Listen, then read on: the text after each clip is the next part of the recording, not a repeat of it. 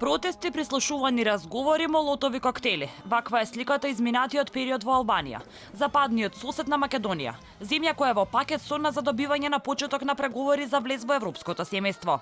Иако Албанија ја тресат бомби, каде според германскиот весник Билд, првиот човек на владата е поврзан со мафијата, сепак премиерот Еди Рама цврсто останува на ставот дека локалните избори кои се закажани ќе се одржат на 30 јуни.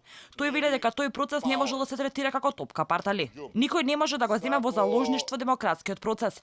Тоа не се видело никаде досега и нема да се види ни тука. Изјави Рама, додавајќи дека опозицијата нема да може да ја наметне логиката на чадни бомби и молотови коктели во Албанија.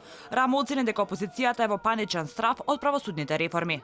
Балканските медиуми наголемо пишуваат за серијата на телефонски разговори кои имплицираат поврзаност на владата, односно владеачката социјалистичка партија во Албанија, со организираниот криминал во местни избори. Билд се повикува на аудио снимки на кои мафијата врбува гласачи да гласат за партијата на албанскиот премиер Рама, за кој пред 15 на дена, повторно во текст на Билд, беше обвинет за врски со мафијата.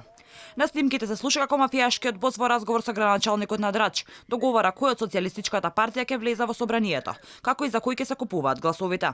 Рама сето тоа го отфрла. Тој се гледа себе си како жртва на заговор, само што снимките кои ги направија токму неговите истражители не може да ги избрише во целиот свет, заклучува Билд.